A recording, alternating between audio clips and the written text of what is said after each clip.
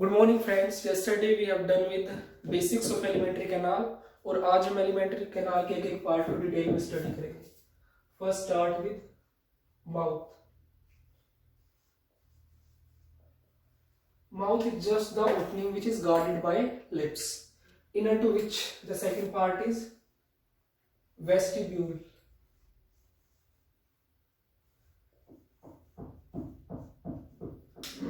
Vestibule is the part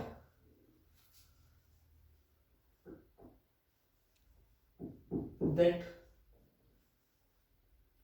lies guarded by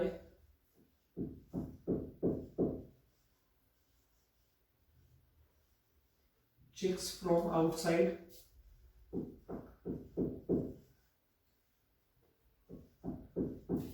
and teeth and gums from inner side.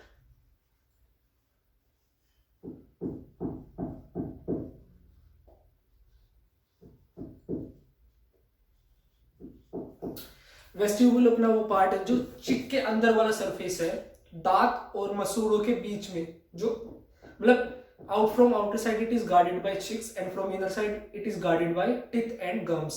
मतलब इन दोनों के बीच का जो स्पेस है that is called as vestibule. Third is oral या फिर buccal cavity.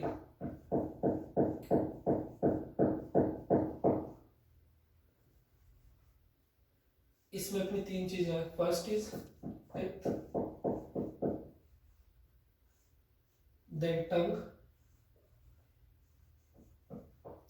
And the third is palate. Now today we will deal with teeth in detail. Teeth in humans. Human teeth को आज हम डिटेल में study करेंगे। तो human teeth कैसे होते हैं? Thecodont, second diphyodont, third heterodont and the fourth is punodont.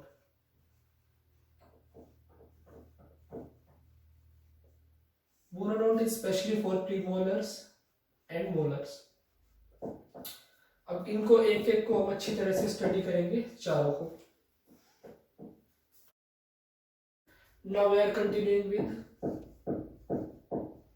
classification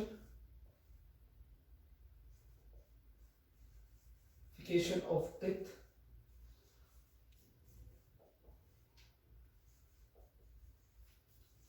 On the basis of attachment.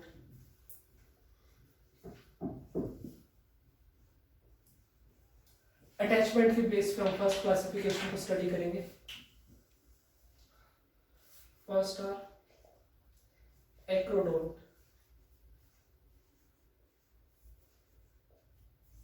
Acrodont teeth वो होते हैं जिसमें जो टीथ है, दिस इज अवर गम, गम के ऊपर प्रेजेंट होता है। ये आराम से टूट सकते हैं, तो these are acrodont teeth.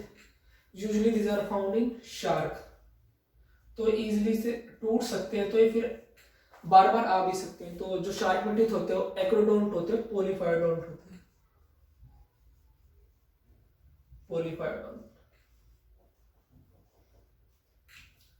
Then second comes pleurodont.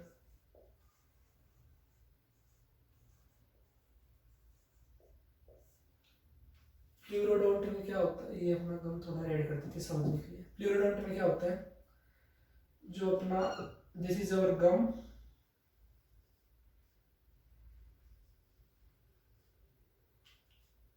and the teeth are present on the lateral side. This is tooth.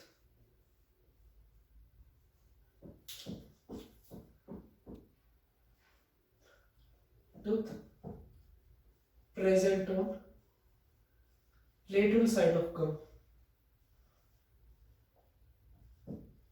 Lateral side of gum. These are commonly found in reptiles. ये reptiles में common होते हैं, like lizards and snakes. और जिसमें exception है वो है crocodile. Crocodile, except crocodile. Then the third and the last one in this category is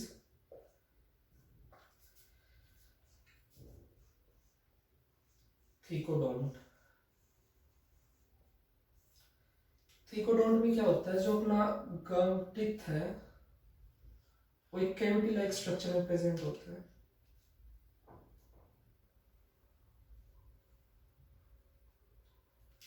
This is our gum and this is our tooth. The tooth is present in a cavity like structure in the socket. तो इस तरह के teeth humans में भी मिलते हैं.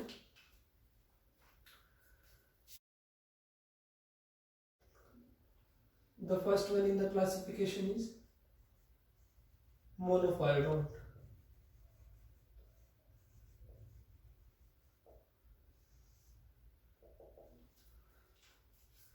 मोनोफाइडोंट teeth वो होते हैं जो लाइफ में सिर्फ एक बार इरप्ट होते हैं, सिर्फ एक बार आते हैं. अगर वो टूट जाते हैं तो दोबारा आते नहीं. एरप्ट या form only once in life.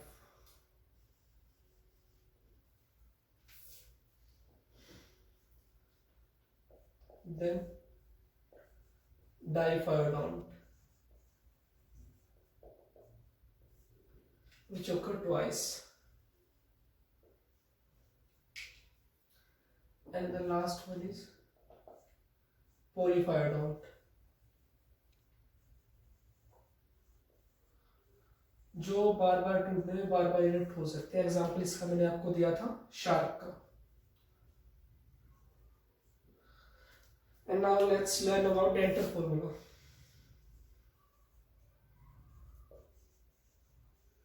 Dental formula क्या होता है अपना, जो एडल्ट का होता है. एडल्ट यानी कि greater than 18 years, more than 18 years. तो अपना डेंटल फॉर्मूला होता है 2 1 2 3 2 1 2 3. This is numerator, upper side या फिर अपर जो.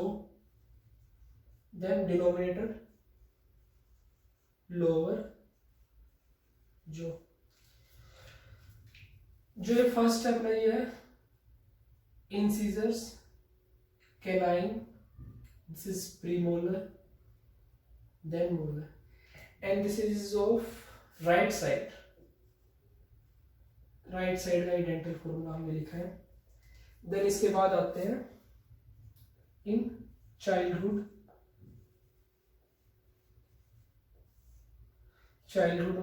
में होता है जो डेंटल फॉर्मूला 2 1 0 2 2 1 0 2.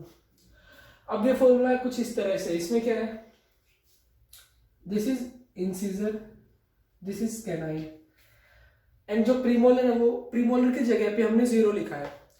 0 लिखने का ये मतलब नहीं है कि वहां खाली स्पेस प्रेजेंट होगा.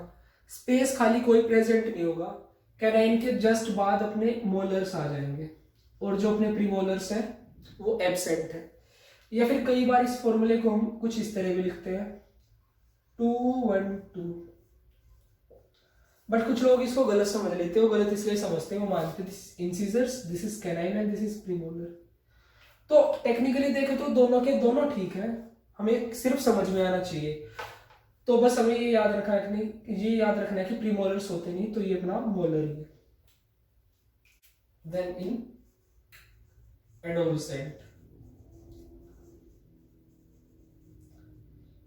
एज लेस देन 18 ईयर्स, इसमें अपना क्या होता है 2 1 2 2 2 1 2 2। ये अपना डेंटल फॉर्मूला कुछ इस तरह से होता है। Now a question arise in your mind whether human teeths are monophyodont और डायोफाइडोंट।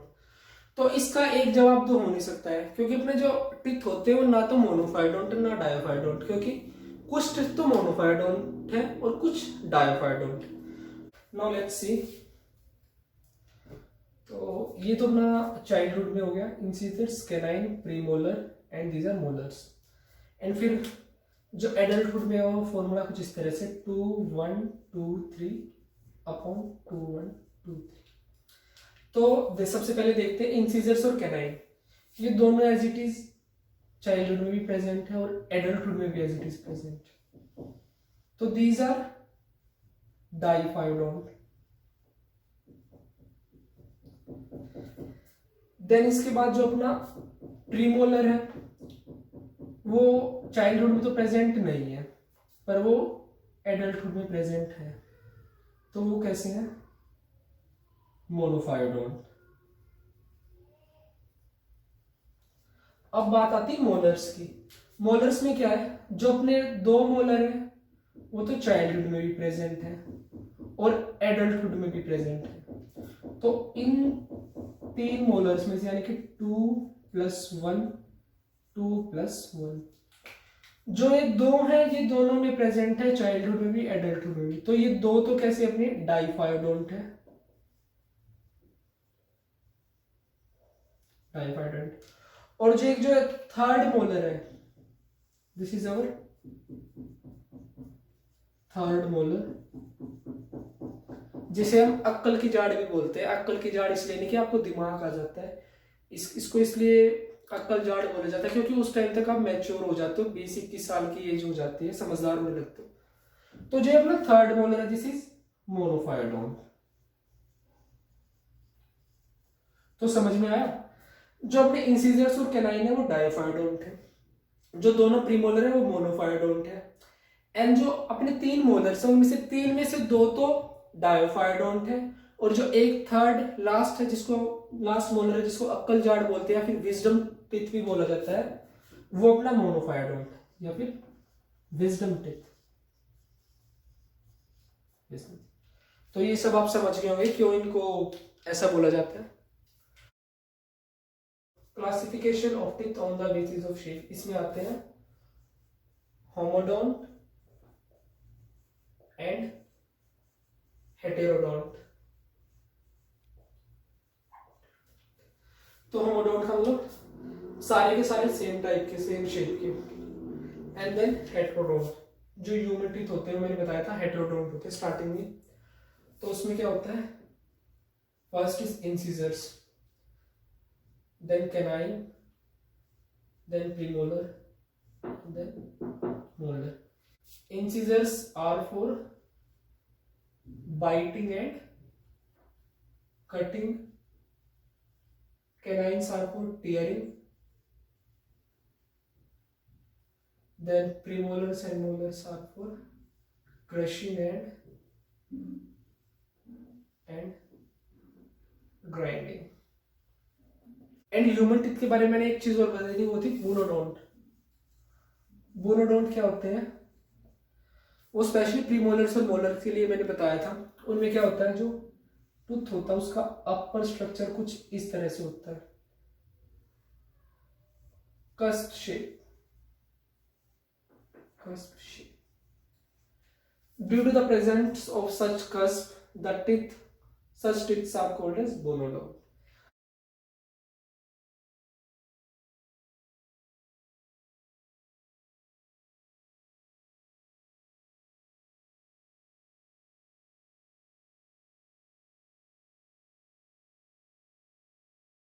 तो ये अपना टीथ का स्ट्रक्चर कुछ इस तरह से है।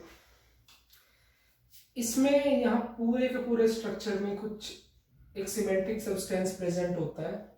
इस सीमेंटिक सब्सटेंस को बोलते हैं cementum.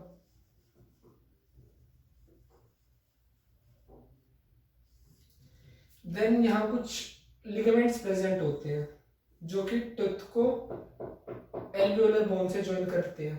These are called as periodontal periodontal ligaments.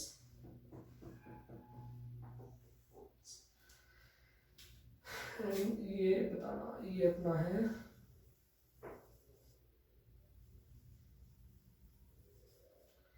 This is our gum.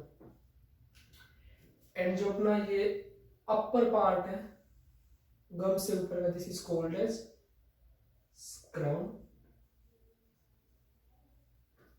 And then this is neck and the lower part is called as root। ठीक है। जो अपना टूथ होता है इसके ऊपर, ठीक है, एंड जो अपना टूथ होता है इसकी जो बॉडी होती है वो एक हार्ड सब्सटेंस से बनी होती है, mainly of calcium source, that we call as dentine is hard structure। ये किससे बना होता है? Odontoblast sales.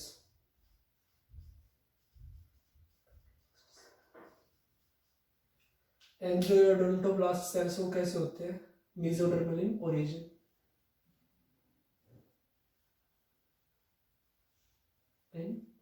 ओरिजिन। तो अपने टूथ की बॉडी डेंटाइन जो होती है वो हार्ड होती है, हार्ड स्ट्रक्चर है, ओडोंटोब्लास्ट सेल से बनता है जो मेसोडर्मल इन ओरिजिन है। ठीक है। एंड यहां अपने टूथ के ऊपर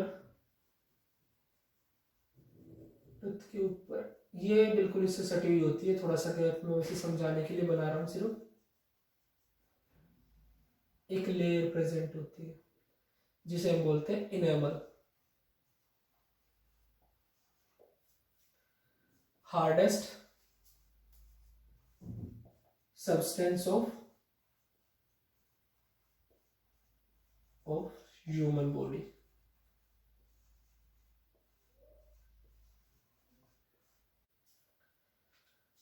ये किससे बनी होती है? From ameloblast cells. Ameloblast cell से बनी होती है, which are ectodermal in origin। ectodermal। And जो अपना टूथ होता है उसकी बॉडी अंदर से क्या होती है? होलो होती है, उसको बोलते हैं होलो कैविटी प्रेजेंट होती है, this is called as pulp cavity. And जो नीचे एक नैरो स्ट्रक्चर फॉर्म करती है जिसको हम बोलते हैं, ये इस तरह से कुछ, इसको बोलते हैं रूट कैनाल। जो अपना आरसीटी का ट्रीटमेंट होता है उसमें क्या होता है? उसमें रूट कैनाल्स को ट्रीट करा जाता है, उनको साफ करा जाता है। देन उसके बाद क्या होता है? कुछ कंडीशन जैसे कि इम्प्रॉपर ब्रशिंग या फिर कुछ ज्यादा मीठा खाने की वजह से, चॉकलेट खाने की वजह से जो अपनी शुगर प्रेजेंट होती है माउथ में, और कुछ बैक्टीरिया जो अपने स्लाइवा में प्रेजेंट होते हैं, वो मिलके एक एसिड फॉर्म करते हैं। जो वो अपना एसिड हो क्या करता है? वो एनेमल को डिग्रेड करना शुरू कर देता है। धीरे धीरे इनेमल डिग्रेड होगी, फिर वो पोस्ते पोस्ते क्या होगा? डेंटाइन को भी डिग्रेड करना शुरू कर देगा। डेंटाइन डिग्रेड होते होते कंप्लीटली डिग्रेड हो जाएगी। देन जो अपनी नर्व एंडिंग्स है, नर्व एंडिंग्स जो अपनी पल्प कैविटी होती है उसमें क्या होता है? नर्व्स प्लस ब्लड वेसल्स होती है, प्रेजेंट होती है। तो डिग्रेडेशन की वजह से क्या हो? जो अपनी जो नर्व एंडिंग्स और ब्लड वेसल्स ये एक्सपोज हो जाएंगे, ड्यू टू विच जब हम कुछ ठंडा या गर्म खाएंगे तो हमें एक पेन महसूस होगा। उस पेन को हम क्या बोलते हैं? सेंसेशन फील होगी, उस पेन को हम बोलते हैं सेंसिटिविटी। तो इस कंडीशन में क्या होता है? इसका ट्रीटमेंट में क्या करते हैं? यहाँ पे एक सब्सटेंस फील कर देते हैं जिसकी वजह से जो नर्व एंडिंग्स एक्सपोज थी वो बार डायरेक्ट कॉन्टेक्ट में नहीं रहती और हमें पेन फील नहीं होता है। This is all about the basic structure of tooth. Now from next lecture we will continue with tongue. Thanks for listening me carefully.